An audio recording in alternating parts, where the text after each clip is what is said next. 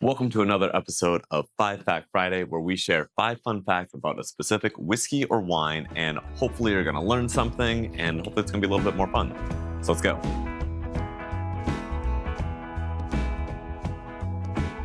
Today we are talking about a specific wine region that I like to consider as more up and coming. If you're in the wine industry or you're paying attention to wine, you've probably heard about them and you've probably had some wines from there. It's not that new to you, but if you're new to the wine world, it might seem odd that this place is producing some really fabulous wines. Where are we talking about? We're talking about the mitten of the US, what did I call them? The annoying little hat to Ohio, the place that we don't like to talk about if you're from Ohio. We're talking about Michigan, and I'm sorry, Michigan people, if you guys are watching this, I'm from Ohio, so I have to give you guys a little bit of crap. But yes, we are talking about Michigan and the wine that they are producing and that they have and that they've had, honestly, for a very long time.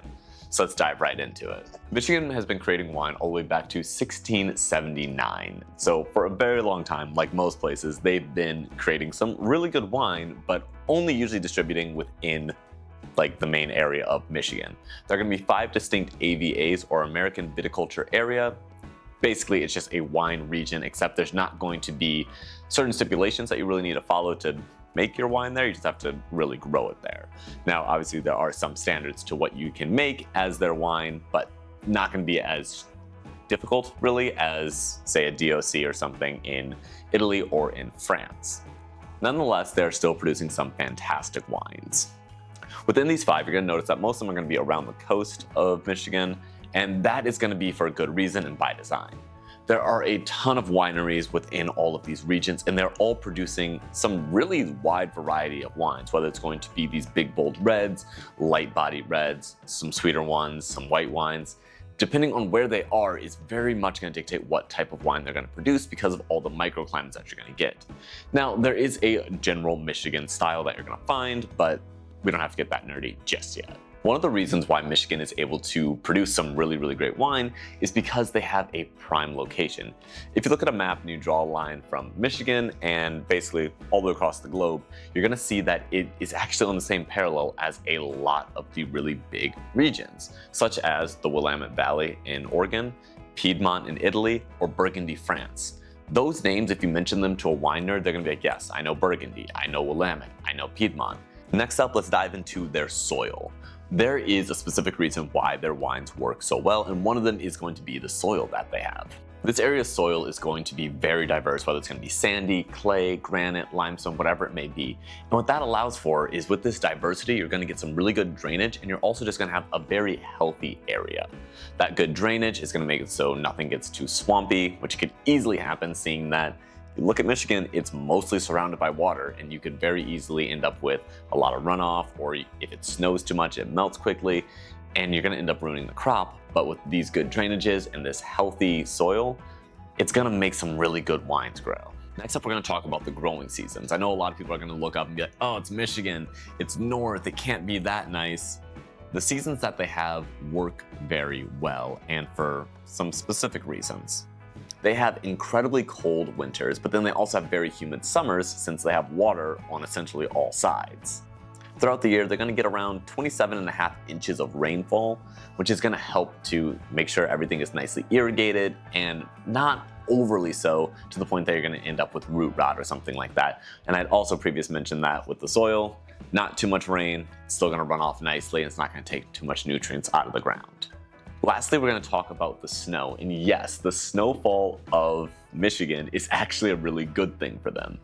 When it snows, it usually comes down in a big, big blanket. And that's going to lead us to our next point, talking about why lake effect is really useful. This blanket that comes down is actually going to work to insulate snow. It's going to work to insulate the vines. Think about an igloo. So it's this nice little area that's all ice and snow, and inside of it you can actually build a fire, and it's going to be warm, and it's going to keep everything in. A similar process happens when you get this big layer of snow that just comes, dumps on all the vines. That's going to make it so the vines don't rot as quickly and they're not going to freeze. And then obviously once spring comes around, it's super humid, all that's gonna melt, it's gonna go into irrigating the system, and off we go to the races. Now for those of you who don't know what lake effect is, what lake effect essentially is as the weather system is going to move across the lake, you are going to get some changes, and it's gonna be pretty typical.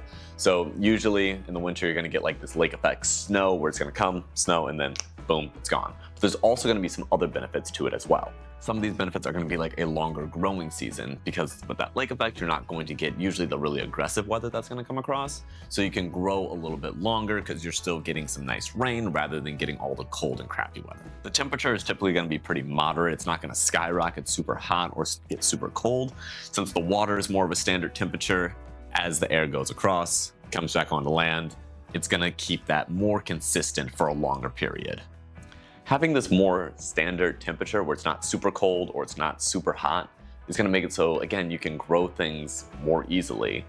And summer isn't going to be quite as bad, but once you get into fall, it's not going to be quite as aggressive. And then when you go into spring, it's not going to be quite as aggressive.